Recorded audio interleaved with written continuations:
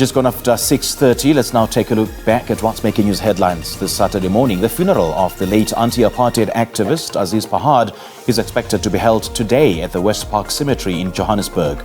President Cyril Ramaphosa has declared a special official funeral category 2 for the former Foreign Affairs Deputy Minister.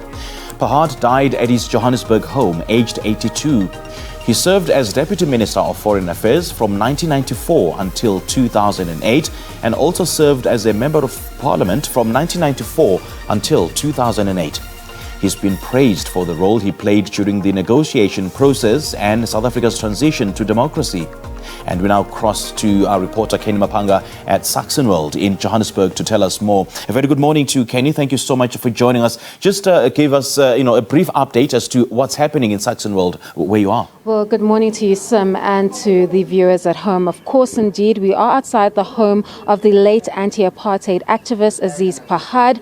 Not much activity at this stage, Sim, outside the home where he's expected to be accorded a special official funeral category 2 at the Westpark cemetery in accordance with Muslim burial rights. Now, we do see that there is a trailer outside the home belonging to the Muslim funeral assistance, rather. So it does appear that there has been some activity taking place. However, we do expect that scores of mourners will be arriving to the home ahead of the burial to reflect on the extraordinary life and legacy of Aziz Pahad. So much to be said and so much more to be said about this fine diplomat, one of the Pahad brothers that dedicated his life to the liberation struggle, which went beyond South Africa's borders and continued in the democratic dispensation. So at the top of the hour, when we continue to stay outside the house of Aziz Pahad, we expect a number of mourners to arrive here to pay their respects. At the top of the hour, we'll be giving you some of those reflections on this extraordinary legacy,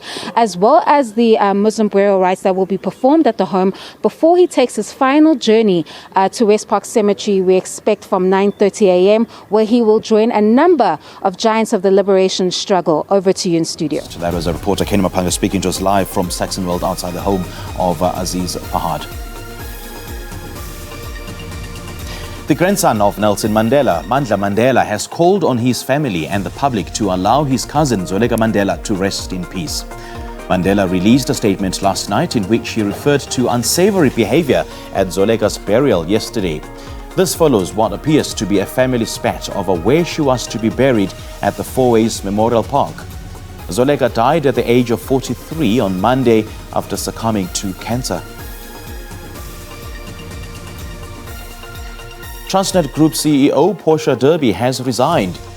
The state-owned company says Derby will be stepping down from her position at the end of October.